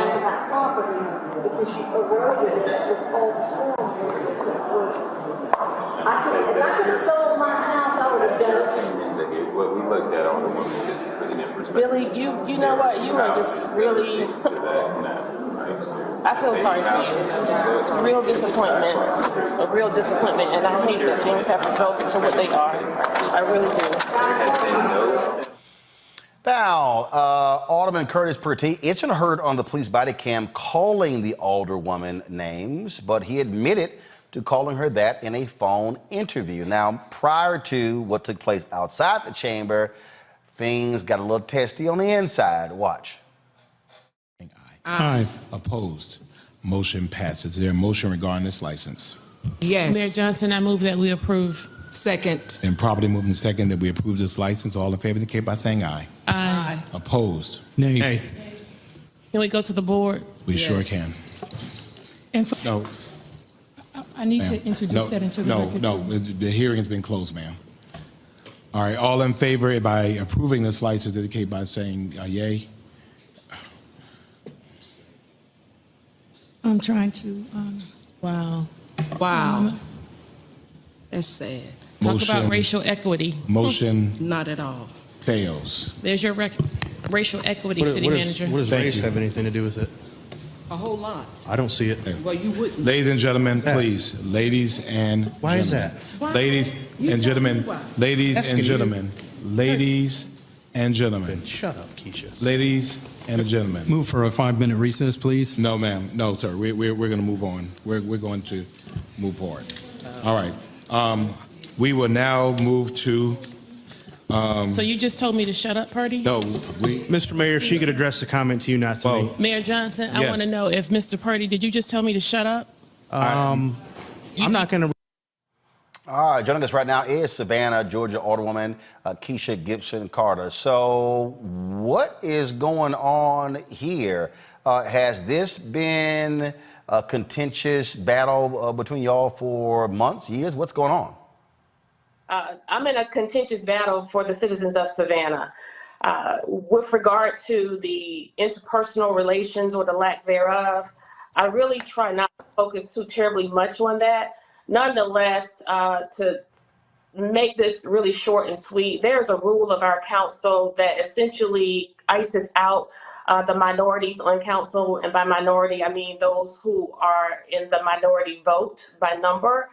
Myself, Alderwoman Bryant Lanier, and Miller Blakely are three older persons who essentially are the most vocal, the most progressive and aggressive older persons, and the most accessible to the citizens of Savannah. But because we have a rule of council that says we cannot put forth an item for consideration as legislation for consideration unless we have a majority vote. So no place else in the whole United States of America does a sitting older person, notwithstanding that I am the #2 vote getter on council. I actually got more votes than the mayor. I represent all of Savannah in an at-large post, and I cannot present an item to be considered. So fast forward 2.5 years later, you can imagine that that's caused a lot of frustration. Nonetheless, we have figured a way to backdoor our way into getting what the citizens need, and that is helping them understand the importance of mobilization, forming a collective voice, and citizen engagement. And as a result of that, we are able to, in tandem, match that with our force on council and in the community and get the attention of the people and put others on council who would be interested in supporting these efforts that ultimately support our community when it comes to crime, poverty, homelessness, and forced displacement. So we face pushback. And that pushback comes in the form of political hits that's often carried out by mainstream media here in Savannah, both print and television, as well as public assassination of our character, sullying our reputation, if you will. You see, Curtis Purdy has told me to shut up, and he has called me a ghetto bitch, a black ghetto bitch, that is. And so there is nothing, if you were to Google him, that comes up. But when you Google Keisha Gibson Carter, the media has done a pretty good job highlighting and sensationalizing minutia on council. This Curtis Purdy, this individual has filed a bogus ethics complaint. I was shepherded through a process where I was humiliated, and we wasted thousands of dollars of taxpayer money. We waste precious staff time only to have Curtis Purdy come to me a week later and apologize and say he was encouraged to file the ethics complaint, and he subsequently apologized. Well, we continued. We stayed on the wall. We did not give up. We continued to advocate for the citizens of Savannah, only to now find myself in a firestorm where I'm accused of calling, just by the sheer fact that I said the word racist or told a colleague that his behavior and rhetoric was racist on council, I was voted out of council chair. And physically, the mayor moved my seat physically. And so, you know, these are things that people said that I said. Nothing was captured with regard to the ethics complaint where it was stated that I cursed people out and I hit somebody with my pocketbook. It's the most ridiculous accounts of behavior that can be matched with public government. Nonetheless, we rose above it, and we are still in position doing what we do every day, doing what I've done for this city now for nearly 30 years, and that is advocating for her, inspiring her, and protecting the citizens of Savannah from my place of this elected office. And so now we continue to be concerned because, this is dangerous political warfare. I knew what I was signing up for. I'm signing up to run for the top job of the city of Savannah. I will be the 68th mayor of Savannah. And if I intend to occupy that post, surely I have to be able to take somebody calling me a ghetto bitch. And I have to be able to accept that someone would say, shut up to me, notwithstanding it's a live city council meeting. But what I'm here to do is what others who are watching cannot do for themselves. There are women in this country, there are girls in this country whose bodies are under threat, and our voices daily are under threat and attack. And I cannot sit idly by, despite the fact that these egregious acts happened some months ago, about 4 weeks for one and about 2 weeks for the other, and I tried to ignore it. But this individual, Curtis Purdy, posted on Facebook and bragged about what he did. But more dangerous than him bragging about what he did, Curtis Purdy is a sworn police officer charged with protecting the citizens of the community where he works. He's a university professor at Georgia Southern University here in Savannah at the Armstrong campus. Curtis Purdy is supposed to mitigate and de-escalate situations. This individual came out of his way. I left the city council meeting about 8 to 10 minutes early to go out and meet with my citizen and to help mitigate the situation that she was in with our assistant city manager, Heath Lloyd, only to have Curtis Purdy come out of chambers.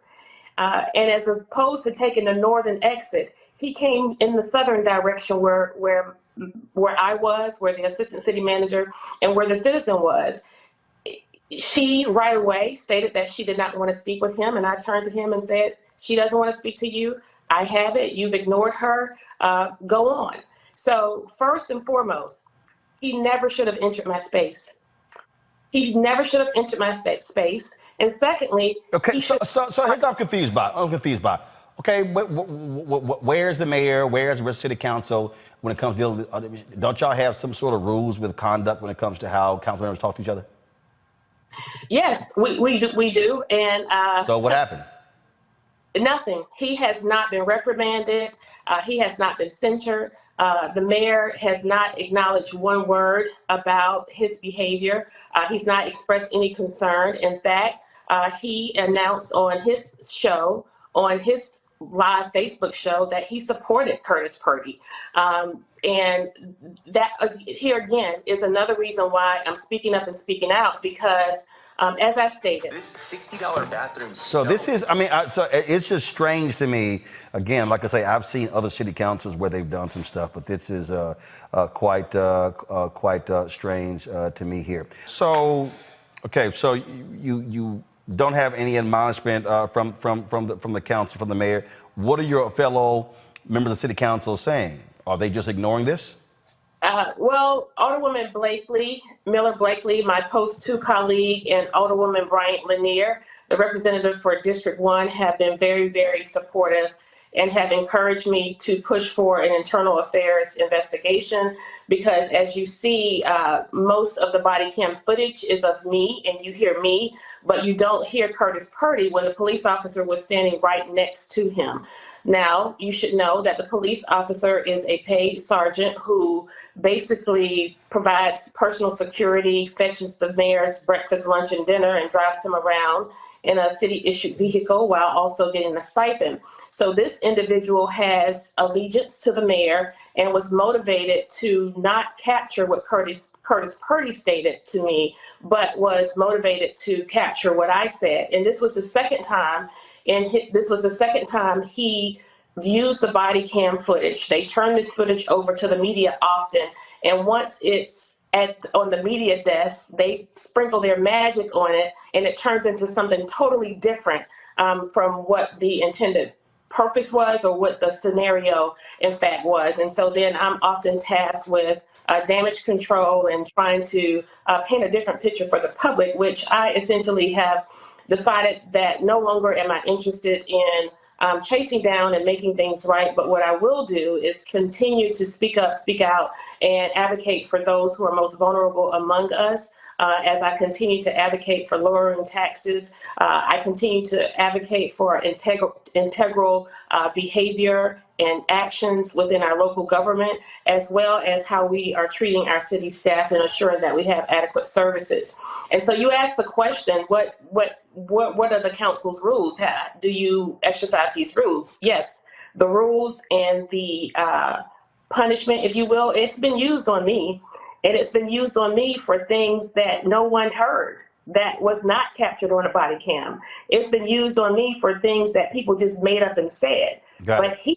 You have a guy who actually was captured in a live city council meeting saying, he did make a post. I want to read this here. This is what he actually posted on Facebook. He said, "Did I tell the alderwoman at large to shut up? Of course I did. I did not apologize for saying it. I'm sick and tired of the nasties and lies that come out of her mouth. She thinks it's okay to make homophobic remarks and call people names, especially during a meeting. I'm offended, and so are the citizens of Savannah. You can't act like you care about LGBTQ people or other groups and make the remarks that you do. If anybody needs to apologize, it's her. I will always have and always will stand up for those who have been oppressed or bullied. It's time to get back to work. God bless." Final comment, your reaction. You know, the piece I find problematic about that is, one, as I stated, he was bold enough to do what he did. Two, he was not smart enough to post that on social media as a police officer. And number three, you're lying. Not only did you commit the act, but you're lying about why you committed the act. And when I said this is dangerous political warfare, Curtis Purdy knows that I have the heart and spirit of this community in the palm of my hands. And he knows that I personally have dedicated my work through the Rape Crisis Center, as well as just a person, a citizen of Savannah, to assisting individuals in the LGBTQ plus community here in Savannah and outside of Savannah, and my family even. And so what I won't do, because what I don't like for people to do is to tell me how many Black friends they have to say that they're not racist, right? We're not going to do that. But what we will do is we will continue to let my work, my life's work, and my current work speak for me. And so the fact that he lied about why he told me to shut up, because nothing was captured. It was nothing remotely close to where a homophobic remark would have fit or matched. And he said the same thing. And he says that I said these homophobic remarks because he's married to a man. And he says that I called him a pedophile, and that's why he called me a ghetto bitch. Well, the last time I checked, gay people are not pedophiles. And so that doesn't match. It doesn't make sense. He's reaching, he's grabbing, and he's digging a deeper hole for himself. He was honest enough to say he said it. Well, just say you said it, because that's what's in your heart and in your spirit. Got it. And the definition of me bullying, the definition of a bully is a person where there is imbalance of power. It's where behavior happens frequently and continually. I see this person twice a month at the city council meetings. We don't say anything to each other unless he's challenging me on council, that is. And he carries a badge and a gun. How can I bully you, right? And so this is the same council. The irony that you should know, Mr. Martin, is that the mayor is African-American, and this is a majority African-American council. 7 out of 9 of us are African-American. This is the same council who voted to desecrate the weeping time, the property where the largest sale of enslaved people, African people, happened right here in Savannah, Georgia. This is the same council, a super African-American majority council, who won't vote to change the name of Calhoun Square to Susie B. King Taylor Square. This is the same council who allows for us to go about, and this piece where he told me to shut up, this came about because I was reminding our city manager that we are focused on inclusion and Got it. equity. And we were denying yet another African American establishment a liquor license, where we have 600 establishments here in Savannah, and fewer than 15 of them barely are owned by African American people. All right, then. Well, look, sounds like it's still lots of drama there in Savannah, so certainly keep us updated on what happens there. We certainly appreciate it. Thanks a lot. We thank you for your interest. All right, folks, back to our Roland Mark Unfiltered video in just one moment. Pull up a chair, take your seat. The Black Tape with me, Dr. Greg Carr, here on the Black Star Network. Every week, we'll take a deeper dive into the world we're living in. Join the conversation only on the Black Star Network. All right, folks, racist Senator Tommy Tuberville of Alabama, he acted a fool speaking at the Donald Trump rally just the other day, and he chose to show all of his racism. Check this out. Some people say, well, they're soft on crime. No, they're not soft on crime. They're pro-crime. They want crime. They want crime because they want to take over what you got. They want to control what you have. They want reparation because they think the people that do the crime are owed that. Bullshit. They are not owed that. Oh, the white folks cheering. Look, I keep everything he said. I told y'all in my book, White Fear. Did I not tell y'all what this is all about? I told y'all this is the whole deal. All right, here's the other racist, Marjorie Taylor Greene from Georgia. Hear this fool. Joe Biden's 5 million illegal aliens are on the verge of replacing you, replacing your jobs, and replacing your kids in school. And coming from all over the world, they're also replacing your culture. And that's not great for America. Oh, they're replacing you and your culture. Y'all now understand my book, White Fear. White Fear, how the browning of America is making white folks lose their minds. Hello. They are just speaking point blank. Now, that's what we always seeing. And the thing here, Congo, is they're showing who they are. And guess what? That's the Republican Party. That's their voters. And so what Tuberville is saying, what Marjorie Taylor Greene is saying, it's not out of the ordinary. This is who today's Republican Party is. Because those folks cheering, those are their voters. They are absolutely pushing those buttons of white fear. It's what Dr. Maya Angelou said. When someone shows you who they are, believe them. And not only believe them the first time. And to be quite honest, Roland, I mean, we've been doing this, not you in turn, I'm talking about mainstream media, at least since Trump was running. All of this, oh my gosh, I can't believe this. How could they? Blah, blah, blah. They don't call them out. They just keep putting these guys on to get ratings. And you have been one of the few people out there who's been calling it out, actually attacking them every time it's set. And on top of that, helping black people understand a mobilization plan to fight this. Because there are no more dog whistles. Everything is a bullhorn now. We know who they are. We've known for at least 5 years. Many of us have known a lot longer than that, especially going back with Trump to the 70s and the 80s. The question becomes, what are we willing to do about it? What pressure are we putting on their sponsors? What are people doing in this mainstream media to give other people like Marcus Flowers, who's running against Marjorie Taylor Greene, a platform to be able to speak up, who's a dedicated citizen of this country doing incredible work? The media, what was the former head of CBS who said, like, the Trump circus may be bad for America, but it's great for CBS and its ratings?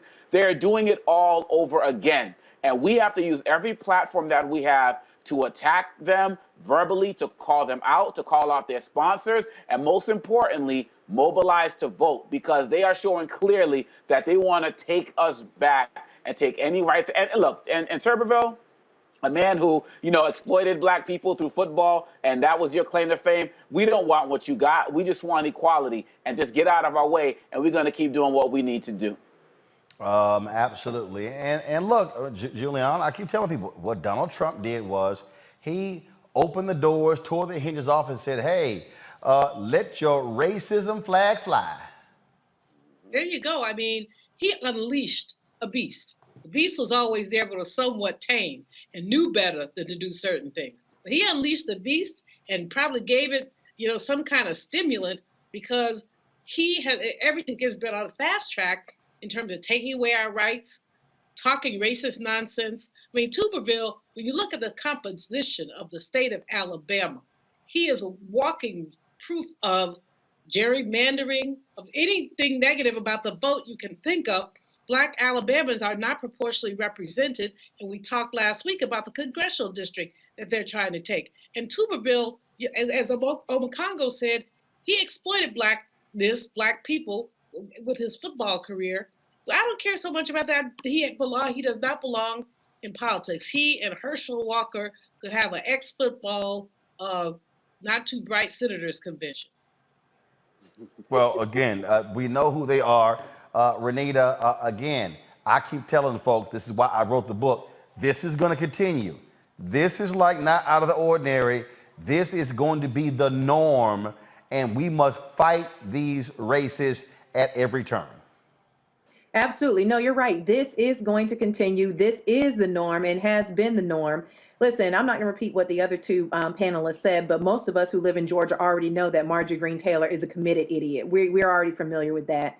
Hoping we can get some different election results this cycle. But I want to talk about what has got to be our solution as folks on the left, Democrats, or anybody who is not with the Republicans.